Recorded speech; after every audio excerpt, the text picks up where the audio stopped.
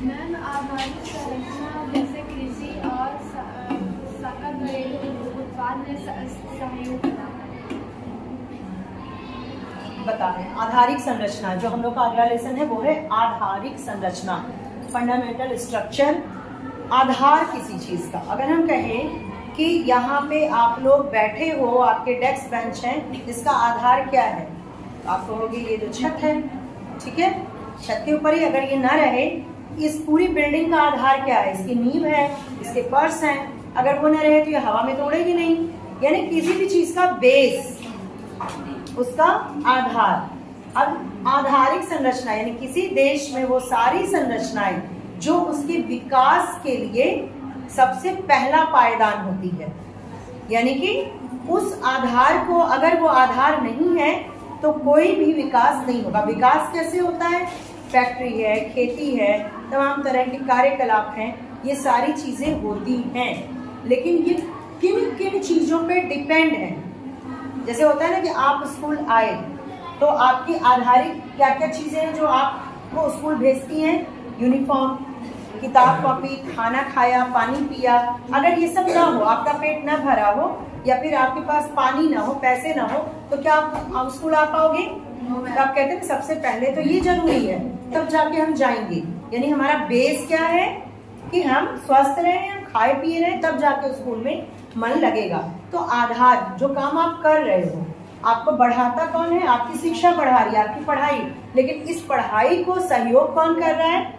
पानी, खाना, यूनिफॉर्म, समझ रहे हो, किताबें। तो ये आधार है, बेस। तो आधारिक संरचना यानी किसी देश की वो सारी संरचनाएं जो उस देश में उन सारे क्रियाकलापों को आधार देती है जो देश के विकास के लिए जरूरी है। क्लियर हुआ? फिर से बोलूं, दिमाग में घुसाओ। वो सारी क्रियाकलाप, आधारिक संरचना वो सारी संरचनाएं जो देश की प्रगति में क्रियाकलाप जो होते हैं उसको आधार प्रदान करती है। जैसे कि पानी, बिजली, सड़क। एक उदाहरण देते हैं, मान लीजिए आप गए किसी एरिया में और वहां पे हमें विकास करना है। जैसे ये शांतिपुरम, पहले कहते हैं ना जंगल था, सुना होगा आप लोगों ने, दादा वादा से या पापा से, जंगल था। सबसे पहले यहाँ पे क्या हुआ कि इस जंगल में निवास कौन करे, कैसे निवास हो, तो यहाँ तक बिजली पहुंचाई जाती है। बिजली हुआ, बिजली जलने लगी, फिर लोगों ने सोचा यहाँ पे मकान बनाया जा सकता है, लेकिन भाई पानी भी चाहिए, मकान बनेगी, फैक्ट्री बनेगी। सरकार ने सोचा यहाँ कॉलेज, ये जो है होम्योपैथी के सब यहाँ डाले जाए तो विकास होगा इस क्षेत्र का। तो इसके लिए तो पानी चाहिए, पाइपलाइन बिछी, इसके लिए बिजली चाहिए, प्लस आने जाने के लिए सड़क भी तो चाहिए, ये ढुलाई करने के लिए सड़क। तो बिजली, पानी, सड़क आया, यहाँ पे फैक्ट्री बनी या फिर यहाँ पे कॉलेजेस बने। जब बन गए तो लोगों को लगा अरे इतना बढ़िया कॉलेज वहाँ है तो आसपास बसना चाहिए। फिर प्लॉटिंग हुई, फिर धीरे धीरे घर बनने लगे, सड़कें और अच्छी होने लगी। जहाँ पे गलियां तक नहीं थी, कच्ची मिट्टी थी, वहां देखो सड़क बन गई है। मलाका में कोई जाता नहीं था, जिस तरह हाईवे बनेगा। तो धीरे धीरे विकास हुआ। सबका बेस क्या था? पानी, बिजली, सड़क था ना। अगर यही नहीं रहते तो इतनी फैक्ट्री, इतनी सड़कें, सारी चीजें बनती? बस आते हैं आगे, हम लोग इसमें देखते हैं क्या लिखा हुआ। ये देखो एक कोटेशन है चिली कवि गब्रिएला मिस्टर। अनेक वस्तुएं जिनकी हमें आवश्यकता है प्रतीक्षा कर सकती हैं, लेकिन एक बच्चा नहीं, उसे हम कल नहीं कह सकते, उसका नाम आज है। यह आधारिक संरचना, मतलब कि आधारिक संरचना बहुत ही जरूरी है, इसको टाला नहीं जा सकता है। हम विकास को थोड़ी देर के लिए टाल सकते हैं, लेकिन बिजली, पानी, सड़क, ये सब जो आधारिक चीजें हैं उनको नहीं टाल सकते। जैसे आधारभूत आवश्यकताएं होती है ना, रोटी, कपड़ा, मकान, वही चीज।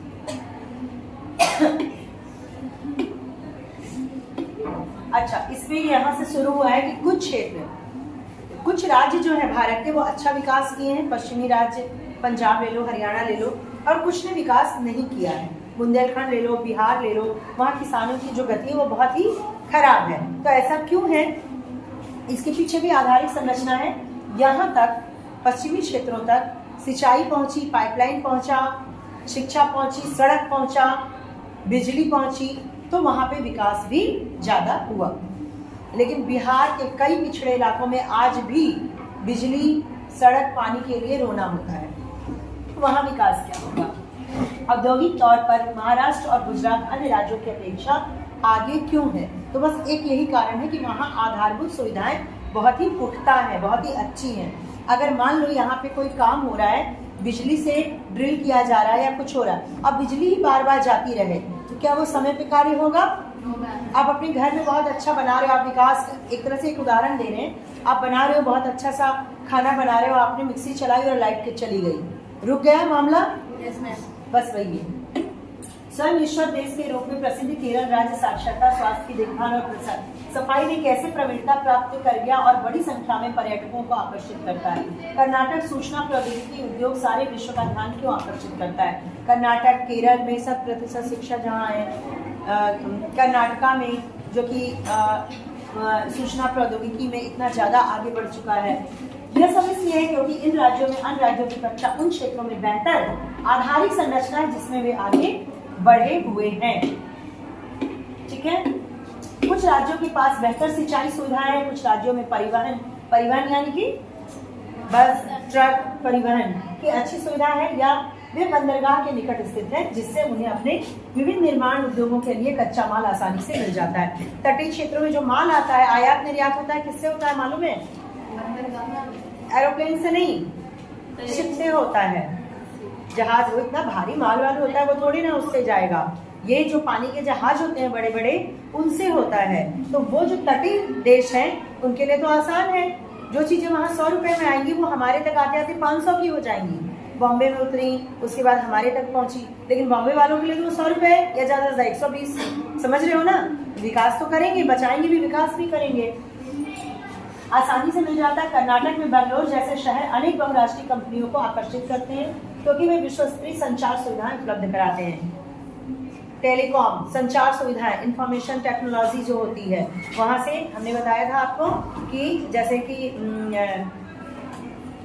इसको कॉलर, जो कस्टमर केयर वगैरह पे कॉल सेंटर्स जो है ज़्यादा से ज़्यादा बेंगलोर जैसे जगहों पे हैं, वहाँ प्रशिक्षण भी दिया जाता है और सारी सुविधाएं, क्योंकि यहाँ पे जो इंफॉर्मेशन टेक्नोलॉजी है वो ज़्यादा उम्दा है, क्योंकि वे विश्वस्तरीय संचार सुविधा समस्त सहयोगी संरचना जो कि देश के एक विकास को संभव बनाती है, उसे देश की आधारिक संरचना का निर्माण। इसको अंडरलाइन कर लेना कि समस्त सहयोगी संरचना जो किसी देश के विकास को संभव बनाती है, उस देश की आधारिक संरचना का निर्माण करती है।